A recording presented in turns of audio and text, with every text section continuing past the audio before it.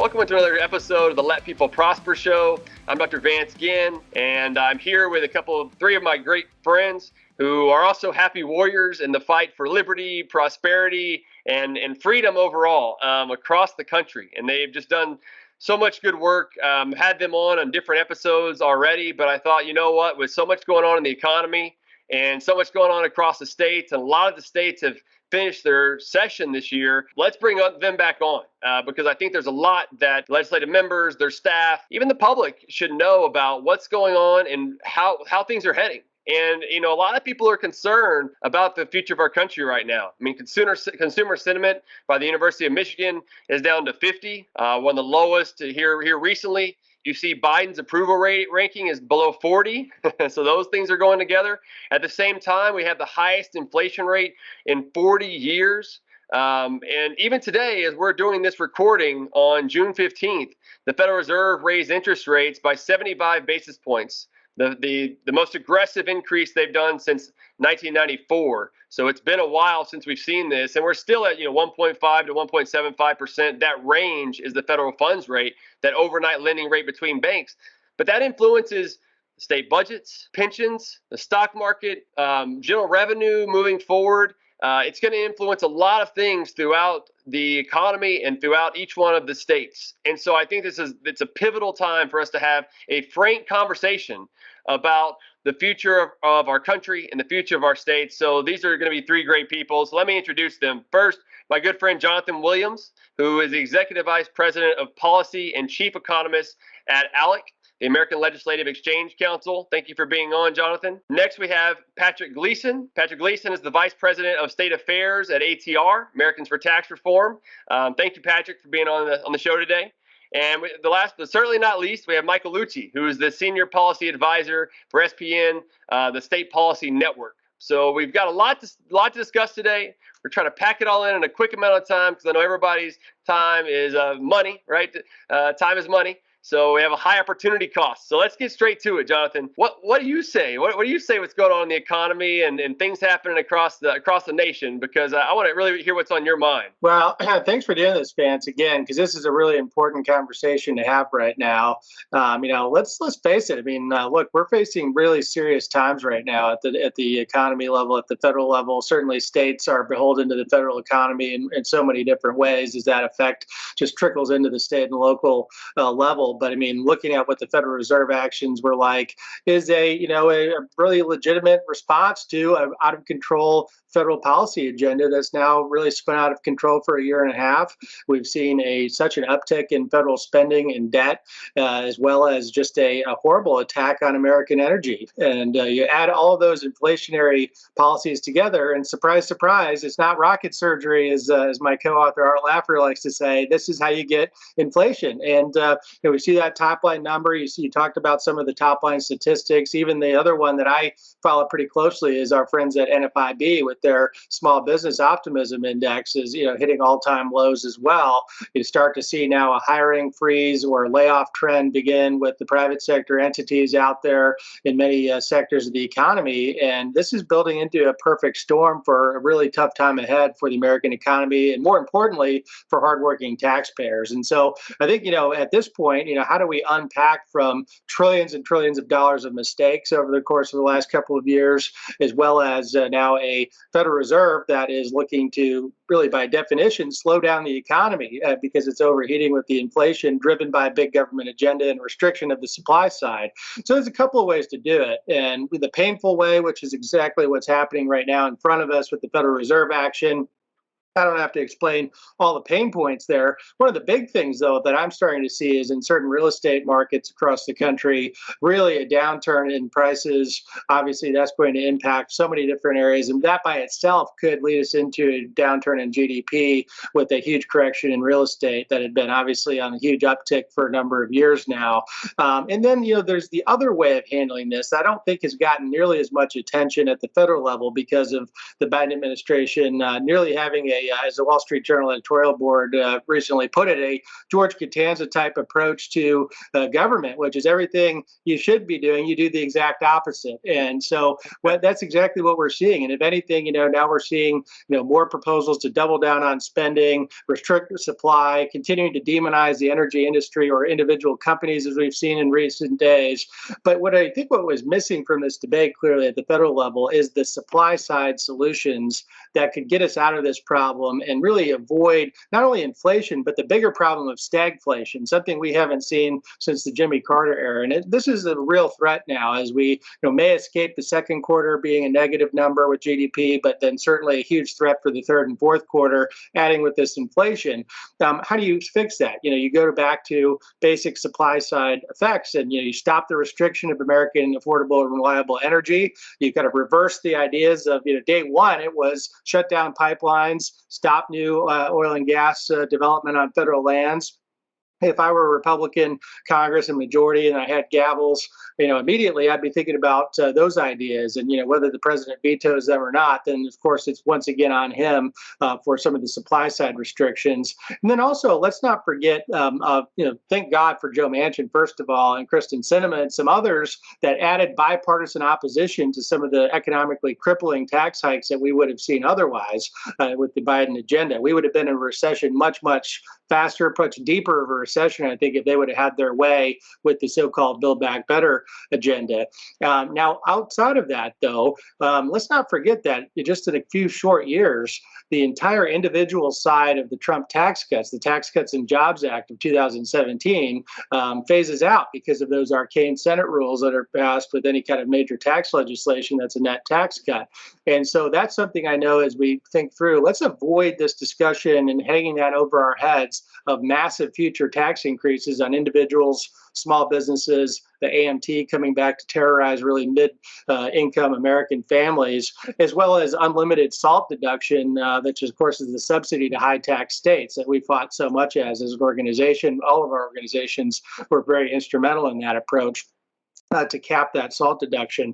So I think those are a few things on the national level that we've been thinking through. And then as we talk to state legislators often, the dynamic at the state level is obviously it's been a historic year or a couple of years for tax cuts and really pro-growth, dramatically moving the ball forward in many cases. We've had a flat tax revolution happen in the 50 states, and namely the 4 states that became new flat tax states this year. And it took about 110 years to get our first 4 states that went from progressive graduated income taxes down to flat taxes, and most recently North Carolina and Utah in the last a decade and a half. In about a 10-week period during this session, we saw 4 new states join the flat tax club, starting with Iowa. Then, of course, we had Mississippi, Georgia, and Arizona by court action. And so states, I think, in many ways, first of all, they're really still sloshing around with federal cash right now, as well as some of the natural growth that we've seen with the run-up in the economy, especially the states that wisely reopened their economies early on. They've been aggressively using that in the right way. But you talk to legislators, and I think that in a way, they're doing that to offset so many of the bad things coming from Washington, D.C., but also to avoid the problem that I know all of us worry about is if we don't cut taxes and if we don't give this surplus money back to taxpayers and put it back into the private sector, what's the alternative? And I think we all know what the alternative is those that want bigger government are going to spend all that money if it's left in state capitals. And so that's been a great response from the states. And while it might be doom and gloom and gridlock at the federal level here in Washington, D.C., I think the states are pursuing, whether it's regulatory relief, occupational licensing, telehealth reforms, tax cuts, they're doing the exact thing that we should be doing on the federal level to make this, this problem that we're facing much less painful to come out of it by focusing on real free market supply side solutions and not just what we know is going to be coming from the Federal Reserve. So I'll stop there, Vance. There's a lot going on, obviously, and happy to continue to engage as we go here. Well, I love it. You're really hitting on some of the key things that need to be done here. That pro-growth approach is so important. And how many years had it been from the first 4 to now? It's about 110 years that states have been taxing income, with Wisconsin really being the first state that was a state at the time that enacted an income tax. I think it was 1911. So about 110 years. 4 states went from progressive systems to flat taxes. And then another 10 weeks is all it took with the right people, with the right ideas, the leadership, and really the pushback against the big government agenda. And once again, showing that states can and do lead the way. Yep, yep. And we need more of that in our system of federalism. It's so important to have that laboratory of competition really going on. So that's good. I turn it over to you now, Patrick. What's been on your mind, and what have you been working on? Because I know you also keep your thumb right on what everybody's doing across the country in a good way, where you're trying to remove government where there's too many barriers. So what's on your mind, Patrick? Yeah, thanks, Vance, for having me. To build on a couple of things that Jonathan mentioned, so yeah, we are in a flat tax revolution. We're also just generally in a state tax cut revolution. This has been going on for a number of years, but it's really picked up pace in the last 2 years. So 2021, we saw 14 states had state income tax relief enacted. That has certainly helped households deal with the top issue of the day, which you talked about, inflation, highest inflation rate in over 4 decades with 8.6% hitting that in May. So in the most basic way, by allowing households and taxpayers to hang on to a larger share of their paycheck, the 14 state income tax cuts passed last year have helped taxpayers deal with this inflation. This year, we've seen states build upon that success. We've had, as we get close to the halfway point of 2022, we've had 8 states enact income tax relief so far this year, and we're not done. I don't know if we'll get to 14, but I think it's like we'll get to double digits, because today alone, South Carolina House gave final approval to an income tax cut deal that came out of conference committee. The state Senate there is about to pass it, if they haven't already passed it already, and then it'll be on to Governor McMaster's desk. So that should be the 9th income tax cut of the year. And then Oklahoma is now in special session called by Governor Stitt to address income tax relief there. So, I would say beyond, though, this straight up standard income tax cuts that allow people to deal with inflation in the most basic way, there are some other things that state lawmakers can do and have been looking to do to help their constituents deal with this sky high inflation. A lot of the solutions, obviously, are going to need to come at the federal level, but there are things that state lawmakers can do. One thing I want to draw folks' attention to is the 13 states that have graduated income tax structures that are not indexed to inflation. Of the graduated income tax states, most of them have indexed for inflation, but 13 have not.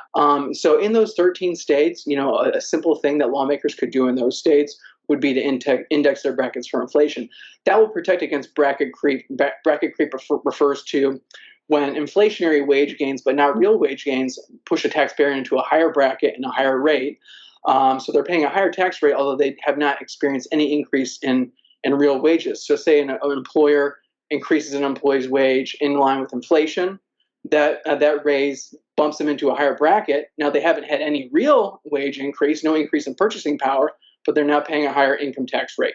That's bracket creep. So indexing protects against bracket creep. So we've got 13 states with graduated income taxes that need to index in order to protect their constituents against bracket creep, which is unlegislated tax hikes, is what it effectively is, bracket creep. So Virginia, Governor Glenn Youngkin, he's passed multiple billions of dollars in tax relief this year. He's getting ready to enact. That could be a great next step. Next year would be indexing his state's income tax brackets for inflation. Oklahoma, who I mentioned is in special session, they're one of the 13 that does not index their tax brackets for inflation. So that's something we're encouraging them to look at. But another way that they could address the problem of bracket creep without indexing for inflation is to do one of two things: either to move just to a flat tax, as many states for alone this year have done, or they can get rid of their income tax, in which it's not an issue. 2 of the 13 states that do not index their tax brackets to inflation have taken that action in moving to a flat tax this year. So Mississippi and Georgia are 2 of those 13 states with graduated income tax structures right now that are not indexed to inflation.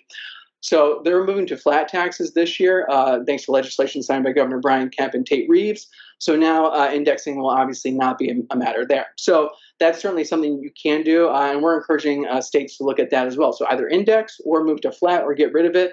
And I mentioned South Carolina; they're going to cut their top rate from 7 to 6. I mentioned great first step, but they're still going to have the highest income tax rate in the entire Southeast after this.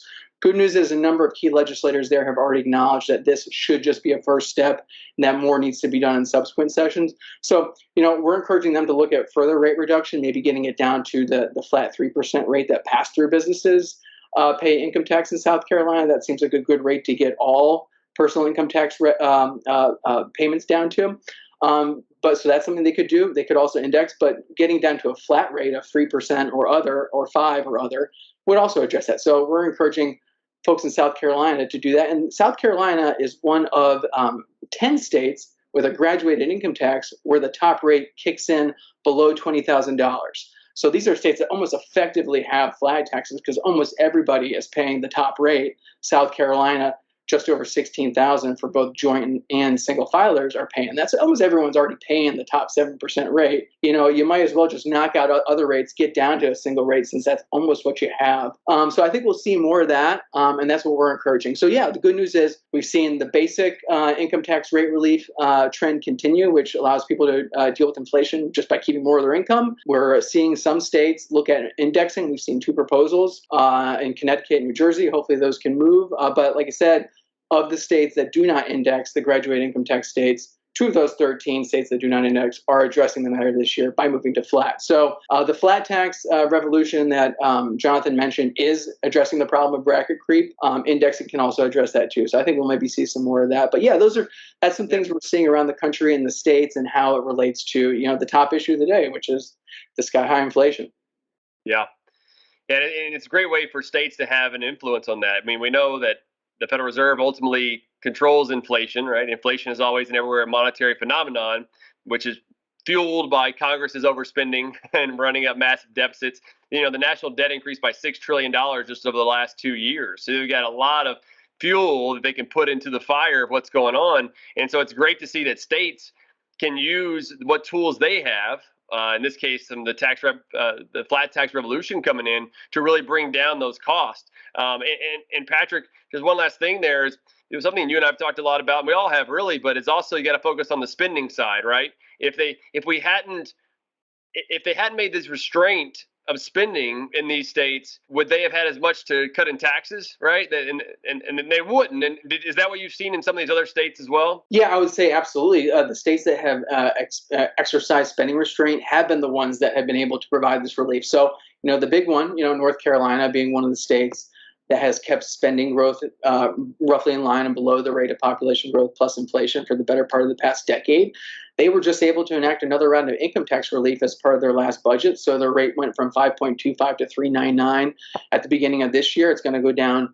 It went down to 4.99. It's going to be scheduled to go down to 3.99 in the beginning of 2026. Some folks there, since they're sitting on a sizable surplus, not just because of better than expected collections, but because of spending restraint, they are now in a position where they could provide even some more relief. So there's talk about either both speeding up the drop down to 3.99 so it takes effect sooner than 2026. There's also been legislation already filed to move them down to a flat 2.5%, which it seems to be Arizona is kind of leading the charge to get to a flat 2.5. So that seems like a good stopping place before you get to zero as 2.5. So they've already got legislation filed, and they're in a place where they can not only consider doing these things, but actually do them. So yes, spending restraint, the states that have done that have been best positioned to provide their constituents with the necessary relief.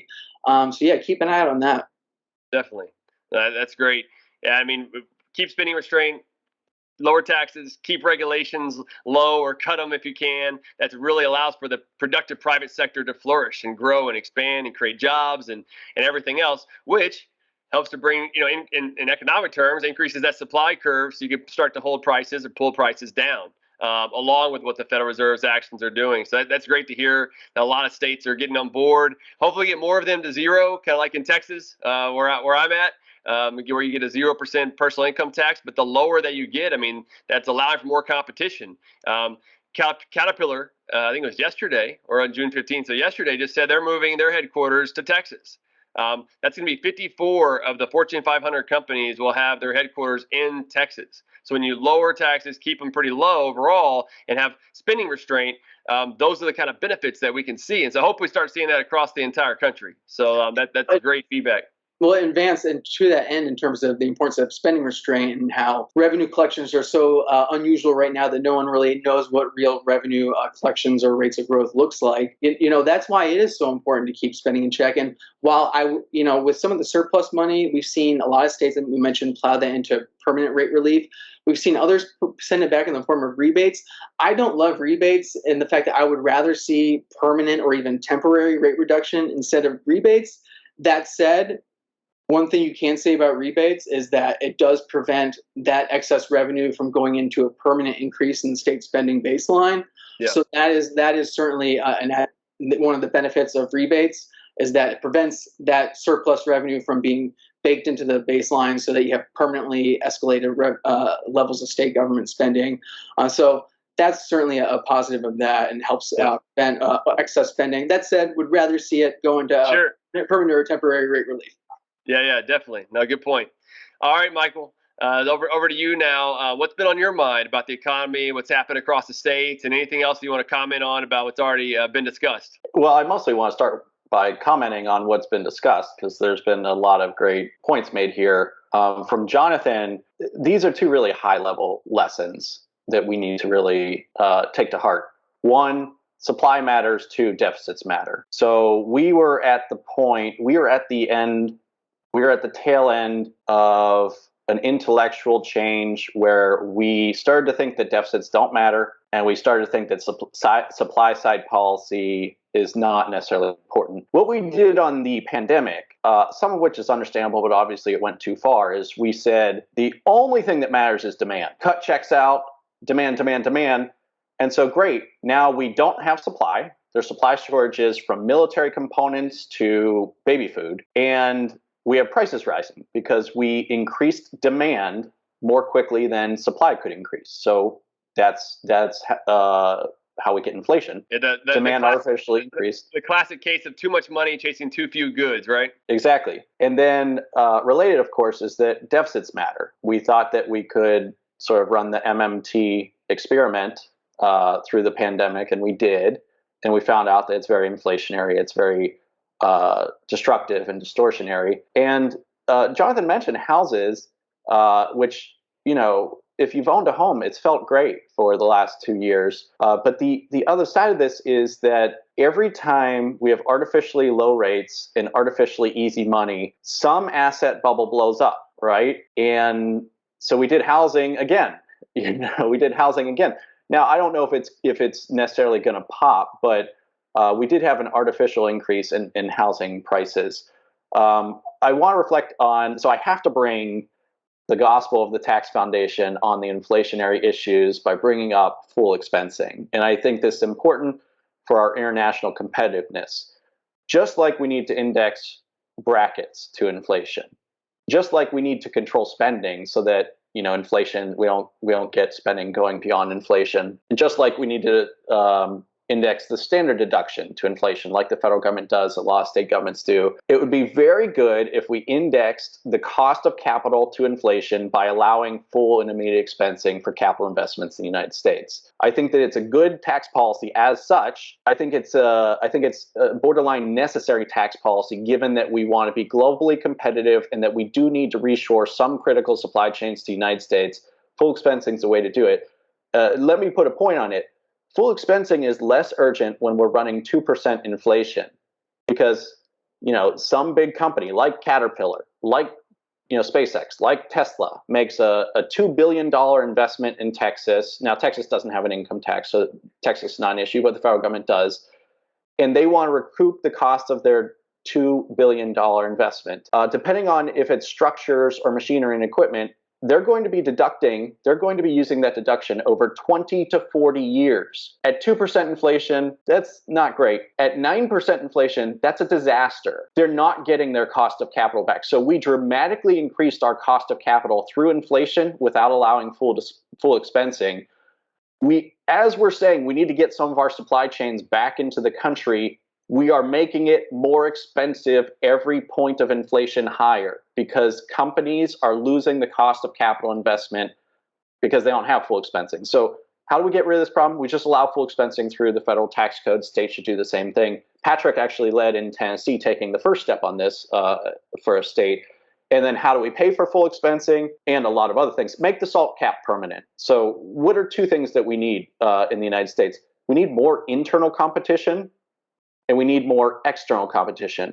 If the SALT cap is permanent, states, sorry blue states, you now have to compete without a subsidy in the federal tax code. Sorry, New York, it's been a good run. You now have to compete on a level playing field where the tax code no longer sponsors your really high taxes. And we need to use that revenue. Now, that brings in $1.5 trillion to $2 trillion over 10 years. So it doesn't need to all go to full expensing. Full expensing is not that expensive.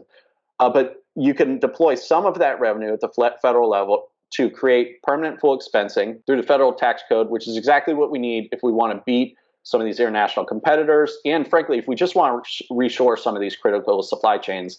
So that's kind of where I would start. I think there's a ton of really interesting stuff happening in the country and then internationally, and I think both are increasingly important because this era of great powers competition is something that none of us have lived through, because the U.S. has just been dominant through our entire adulthoods, and this is a new factor that we're going to have to think about. Definitely.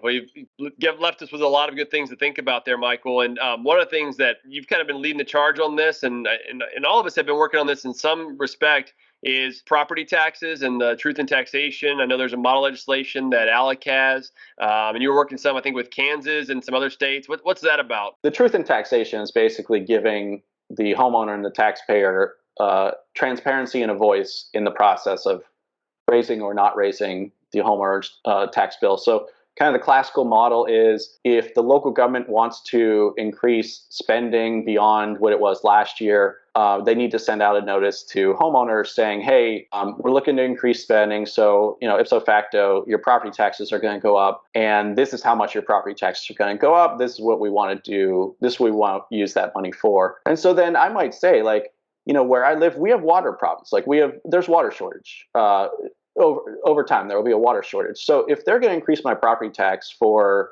some critical investment in our water infrastructure, I might say, okay, good idea, guys. I think that makes sense. If they're going to increase my property tax, as might more likely be the case for more administrators in certain K-12 school systems or things like this, where there's already some degree of bloat, then I might show up at the monthly council meeting and say, hey, I don't think this is such a good idea.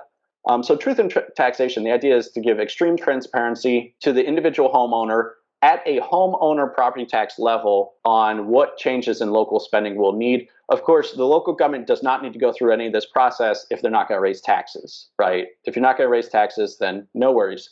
However, if they are going to raise taxes, they got to let me know how much it's going up and why, what they're using it for. And then essentially, this is also a friendly invitation to the council meeting when they will discuss and act on this issue. So if in a friendly manner or a not friendly manner, I want to show up to weigh in, then I can do so. Awesome. And I know y'all have all been leading that charge. Jonathan, I don't know if you want to mention something about y'all's model legislation that y'all have on that. Yeah, no, I think Mike hit the points very well. And it came to us a number of years ago from when we had Utah legislators who just said, we've had this on the books since 1985, and it's been really an incredible factor for Utah's success. I mean, not only have we ranked Utah #1 for economic competitiveness for 15 years running, all 15 editions of Rich States, Poor States.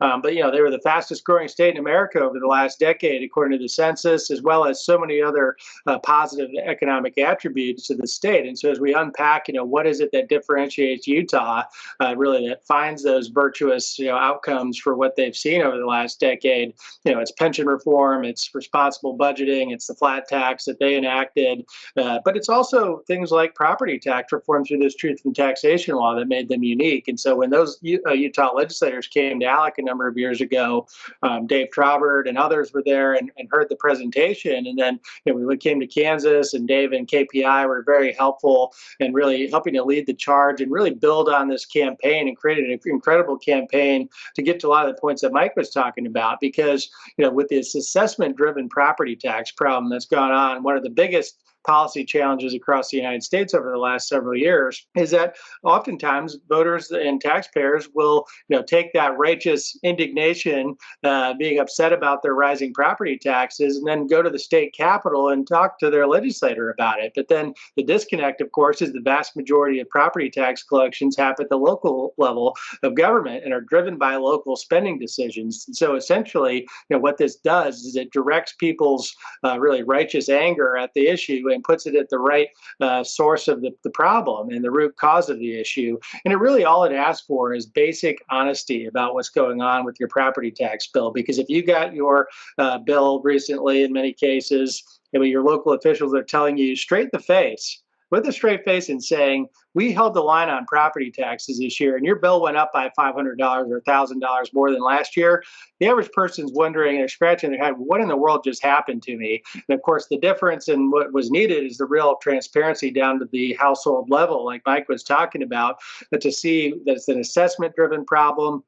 And absent something like truth in taxation, in many cases, no vote from a local elected official never ever needs to happen to collect that extra revenue. And so putting that real accountability on folks that are making those spending decisions and really causing that property tax bill to go up is something I think is, in my years of following policy, this is a tough one to tackle, but I think that's the best solution that I've seen so far. Yeah. No, that's good. It's spending, right? Spending's the problem. The disease, taxes, high taxes, and debt, and everything else is a symptom. Patrick, I don't know if you have something that you'd like to add onto that. I'll just add that I think Jonathan's right. I think we're going to see a heightened interest in the need for and demand for property tax relief or accountability measures like truth in taxation, because we've seen massive property tax value increases in particularly hot markets like Austin, where you're near, Vance, and Raleigh and Nashville and Miami. So that's going to trigger some increases in property tax bills in the next year or so. So I think you're going to see. Hey, Patrick, just real quick, 48% is the average appraisal increase around Austin. Wow. Yeah. So I've seen not that high, but close to that high in places like Raleigh and Nashville. So I think you're going to see a lot of pain when property tax bills get adjusted. And I think as a result of that, you're going to see increased sensitivity and a heightened demand for state action that imposes some safeguards or accountability measures like truth in taxation. And I'll just lastly say, aside from the rising property tax values, going back to you mentioned this problem of spending, even in states that have done a good job of keeping spending in check, in line with or below population inflation, like your state, Texas, Vance, like North Carolina, Tennessee, Florida, the ones that have done a good job on spending, the local governments in those states have not done a good job in spending. In fact, they have been quite profligate. So even in the well-run states, we've got a problem with poorly run, profligate local governments. So between that and rising property values, I am only seeing the demand for property tax relief or protection measures, accountability measures, that's only going to increase in next year in 2023. So I expect to see a lot more activity on that front. Yeah, and we were just talking about this yesterday, Patrick. As you may have seen, we had Grover on the ALEC live stream earlier this week, and we were talking about the idea of what would that look like in these scenarios that you're talking about, which is a real issue, even in red states, these kind of left-wing cities that are having this huge spending growth leading to the problems that we've all talked about with assessment increases. Maybe a Tabor type tax and expenditure limitation at the local unit of government, if they're not going to adopt truth in taxation, or maybe there's more urgent needed, reforms, then it would take their truth in taxation to take effect and really, move the needle quickly enough. In the case of Austin or some of these progressive cities, that may be something that state lawmakers are looking at increasingly. Because I think the one trap that occasionally even people with the right intentions can fall into, and it is throwing, let's say, more state resources to buy down local property taxes, and therefore driving up eventually income taxes or sales taxes at the state level to satiate the appetite for more spending at the local level. And so obviously that accountability for those spending and taxing decisions needs to be on local officials, and asking the states to come in and, in a way, bail out bad decisions at the local level is akin to all the things we've fought against of having the feds come in and bail out state budgets. People have operated poorly for so many years. Yeah, I think that's a great point. And I think that there are two separate issues here. There is a tax swap, so to speak, where there are a number of states that have this, like Texas has this, Nebraska has this, a lot of states have this, where Texas doesn't have an income tax, And so they can have a sort of swap where they're buying down the school property tax. But it's critical that is a dollar for dollar buy down. Like every dollar the state puts in is a dollar less that the local government puts in. And so you're just kind of reorienting how you're doing taxes, given that, over time, like we've moved away from the property tax on the whole, from it being the only tax in many states to now it's just one of many taxes. So it's kind of a part of that evolution in one way. I think there's also a strategic sort of piece there. I think Mitch Daniels might have been the first one who did it. He kind of did a tax swap in a way on property taxes. It helped unlock and scale school choice. So the more dependent your school funding system is on the local property tax, in my opinion, the harder it is to move to school choice, because it's really hard to take property tax dollars from my neighborhood to somewhere else. But if the state is more broadly funded, if the school system's more generally funded by the state, then I think it's easier to kind of voucherize those dollars, so to speak, or ESA those dollars that are coming down on high from the state, rather than moving them across or between districts and everything like this. So I think that there's, if you ask me financially, what should you do to move towards school choice, I would kind of say have the state be a more important funder of schools. But at the same time, like Jonathan was saying, I would do that by doing a dollar for dollar buy down, where the school's like, okay, we got an extra $1 million from the state, and we're going to raise up $250,000, so we're still going up on the whole. So I think that that's one thing to be cautious about. But beyond that, yeah, I think that a swap or a restructuring like that can make sense. A lot of states are looking at that, especially in the Midwest, because they were very dependent on property taxes over history. And if you want to move towards school choice, you probably have to move a little bit off property taxes. Yeah, that makes sense. There's a lot of discussion right now in Texas about what to do with the property tax system. I mean, since we don't have a personal income tax, we have the franchise tax, which is basically a gross receipt style tax. It's a bad form of taxation that we need to get rid of as quickly as possible. But there's not a lot of talk about it right across the state. It's really the property tax being so burdensome. The Tax Foundation ranks it the sixth most burdensome in the nation. I know, Jonathan, some of y'all's reports have it pretty low. And some would say, well, hey, you don't have an income tax, so of course you have higher property taxes. But the issue is that's not the case everywhere, right? If you look at Florida, which doesn't have a personal income tax, they rank 26th, the most burdensome according to the Tax Foundation. Tennessee, which doesn't have a personal income tax, they rank 36th. And so it goes back to the local spending being the main problem.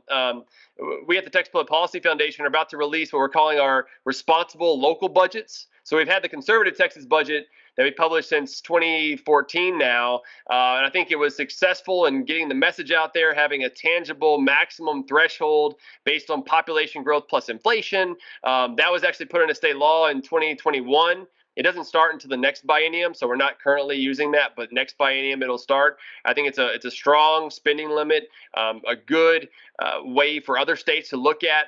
But we don't have it for the locals. And so what we're now trying to move on to is to say, look, we're going to do the same maximum threshold for the local governments based on population plus inflation. So we're going to look at the big cities, like Austin, Houston, Dallas, Fort Worth, San Antonio, Brownsville, down the Rio Grande Valley, and then Lubbock, kind of spread it across the state and say, how are these cities and counties doing? And what you might guess is that they're all spending well above population growth plus inflation, which of course is driving up the property taxes, their sales taxes, and other things. And so there's been some reforms here, House Bill 3 and Senate Bill 2 of 2019. Those help to start to slow the growth, but we're still looking at other ways to keep doing that. So this is a great part of that conversation. With the last, maybe 10 minutes that we have here together, I want to throw out an idea that I think we're facing, and it's going to be on a lot of the minds. We kind of hinted at this earlier, but is this idea of a recession, right? When you look at the first quarter, GDP was down 1.5%. The second quarter, the Atlanta Fed has what's called the GDP Now. That does an estimate of real time what the GDP for that quarter, real GDP number is going to be. Today, they updated it to 0%. So that would mean that in the first half, we have negative real GDP growth. We could have 2 consecutive quarters of negative GDP growth, which is defined as a recession. Now, the National Bureau of Economic Research, the NBER, they won't actually date the recession until probably months from now. But there's a good argument that says that we're in a recession. Now, if you look at the top line numbers, though, you wouldn't think that. I mean, we've got a 3.6% unemployment rate. We created almost 400,000 jobs across the nation last month. But something I've been thinking about, I'd love to give y'all's thoughts and maybe some other things y'all are thinking. I've called this the zombie economy, right? Y'all have heard about zombie firms where they're just running over debt. They're basically running on debt. They're not making a lot of profitability. You think about all the PPP loans over the last couple of years, all the handouts that were given, they were kind of propped up for a while. The low interest rates and the money creation, all of that was put in there. How many of them are going to start to fail when interest rates keep going up? Just last month, ADP reported that 91,000 jobs were lost in small businesses. That would be the first shoe to drop from these zombie firms. And on the flip side, the other side of the market, I think you have some of these zombie workers who are barely connected to the workforce or in and out of jobs right now. Maybe you're sitting at home. You have the zombie labor force. I'm working on an op-ed right now about all this, but it creates this zombie economy that's been propped up and changed the dynamics that's going on in the labor market and among firms. And I'm wondering how quickly that will start to implode as interest rates go up, less money is being circulated in the economy, and nobody has this hope. Maybe after the election that will change, but I think this will give a lot of fear and concern, maybe rightfully so, to a lot of the public and legislators and their staff. And I wonder, given what we talked about so far, what you think about that, but also where should we be heading? Is it just doubling down on supply side economics and pro-growth policies, or are there other ways that we should be thinking about that? Who would like to start? I would love to start. All right, do it. Okay, so on a couple of your points, unemployment is low, true.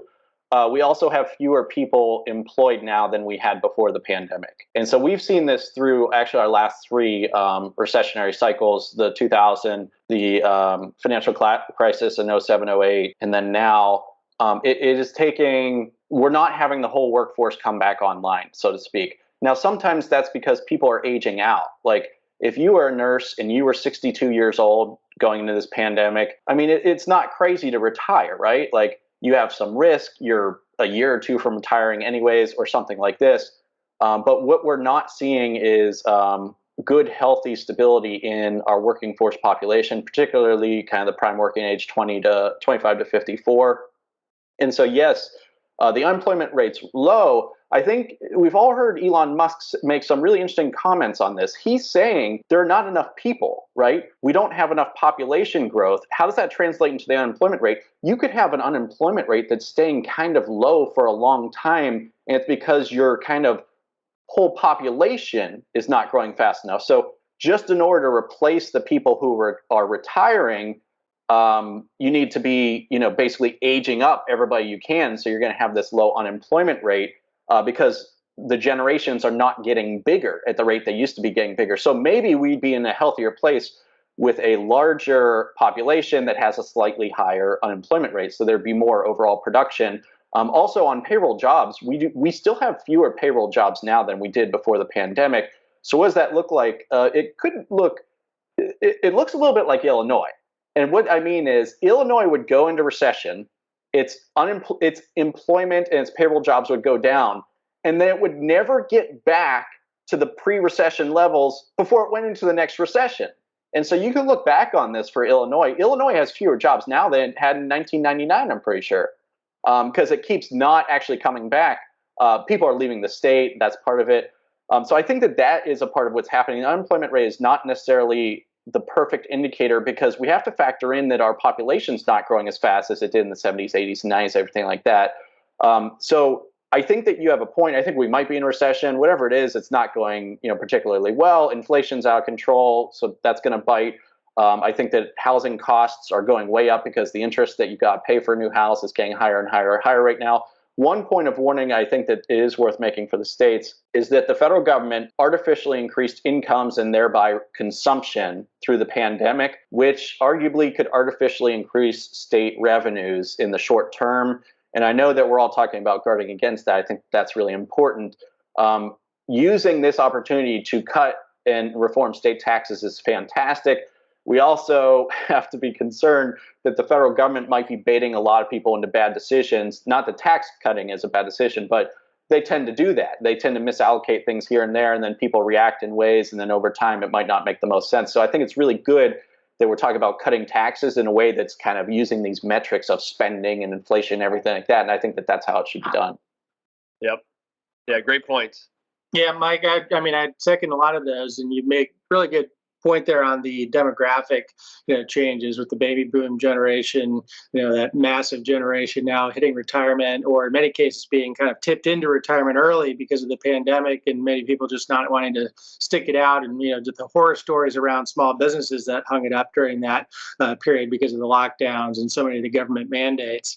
But I'm concentrating on what we're hearing from state legislators right now is we are seeing a flattening of revenue numbers in a lot of states, even growth states. I mean, I'm talking about, big out-migration states like New Jersey or New York or California, but, places that should be doing fairly well because they still have good in-migration and are economically competitive. So I do think there's that kind of thought of caution on the minds of many state legislators. And I think, obviously, tax cuts should be pursued regardless of the overall economic condition because it's the right thing to do and, of course, to make states more competitive. But I think, seasoning that as well with really a hopefully return to fiscal sanity in many cases of, there's no such thing as a free lunch from the federal government. We're learning that the hard way once again, even though all of us have been warning of that. We've seen it during the Obama years. These maintenance of effort strings and other problems that come with the federal dollars are rearing their ugly heads very quickly in many cases.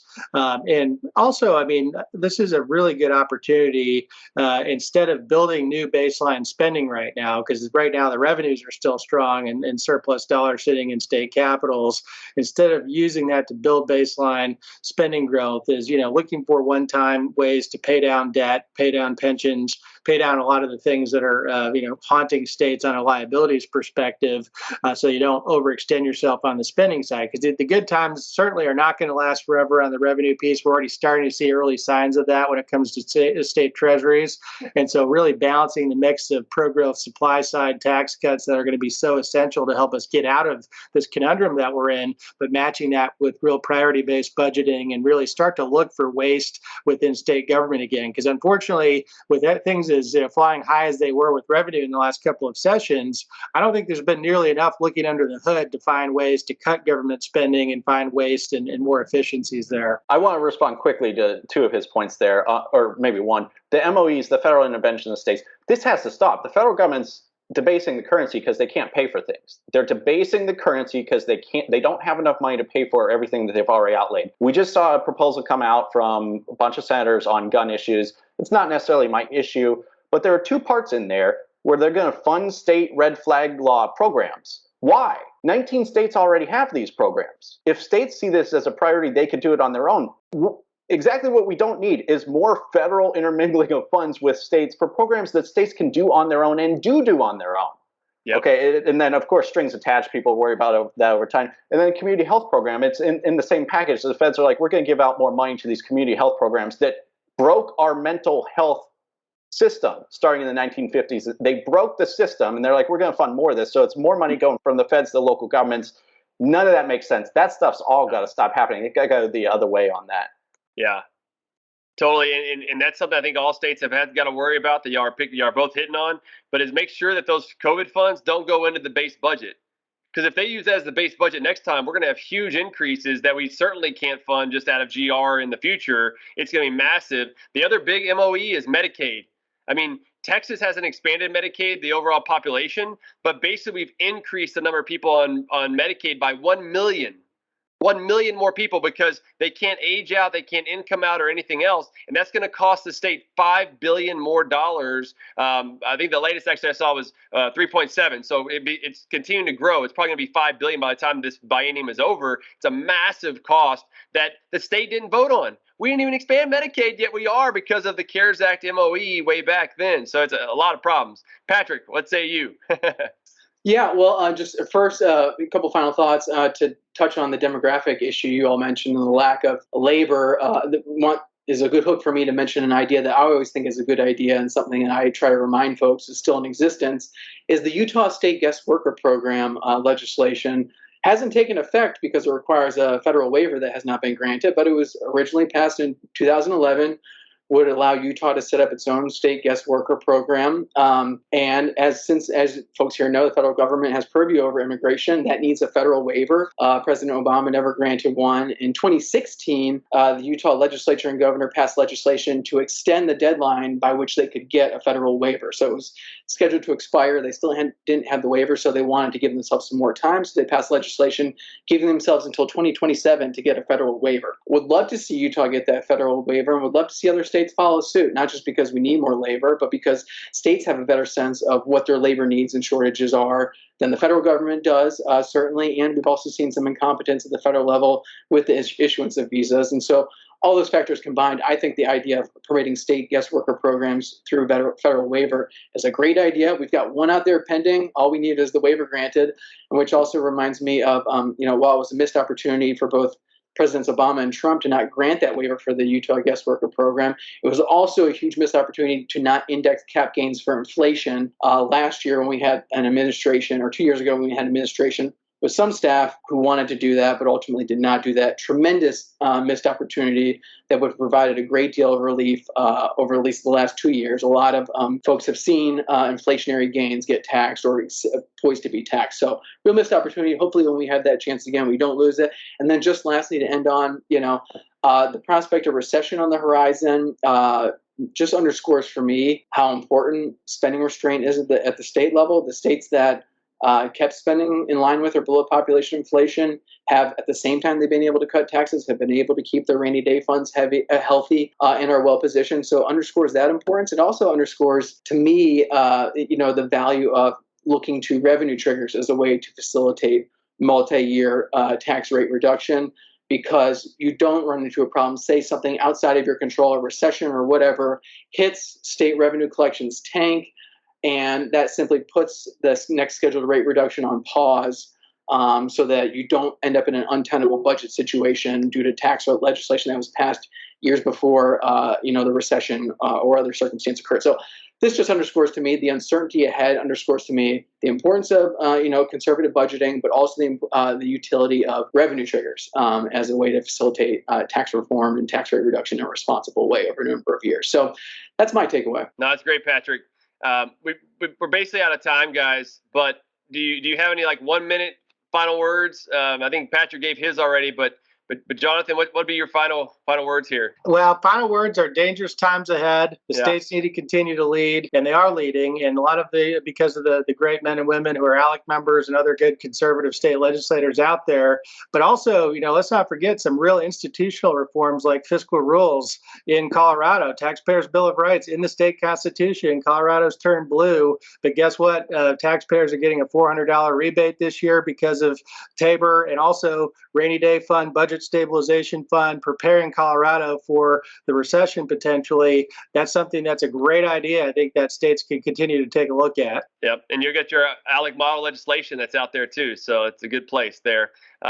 Michael, what about you? I think a point that came out of all of us that I want to crystallize: states need to step up. I'm not just saying on taxes, I'm saying on a lot of areas, and the federal government, or perhaps the next government, needs to empower that. So states were always where liberty was supposed to be protected. It's been mentioned here how local governments get out of control. They absolutely do. It's been mentioned how the feds get out of control. They absolutely do. The states created both the locals within their states and created the federal through the constitutional system. I know that's a long time ago, but the states were where liberty was supposed to be protected. I fully agree with Patrick on empowering states more on guest workers and even on immigration. There's a proposal to do that too. The federal government is basically botching everything they touch. We have lawlessness on the border down here in Texas, but at the same time, we're not bringing in all the engineers and scientists that we absolutely ought to be bringing in, whether it's just to grow here or to be more competitive against foreign competitors. So the feds are botching it. If you can empower states to do some of these immigration factors or other factors in really intelligent ways to bring in that great talent they need, whether it's for SpaceX down on the border or whether it's for Caterpillar that's going to go into the Dallas, Texas area within Texas, let the states make these decisions, because the feds just can't do it well. And I hope the next time we get a really competent administration, they're going to leverage the power and the competitiveness of the states to make some of these decisions really well. Totally agree. There's a lot to do, a lot to take in. Thank you all. Thank you all for being here today, Jonathan, Patrick, and Michael. I'm always interested to hear what you're saying. And so it's a pleasure to have you on the show today. And I'll be sure to share this with everyone. We've got a lot to take on, but we can do it, right? In the States, I believe y'all are all right. The States are the place to do this. Let's make sure that we can have more opportunities to let people prosper.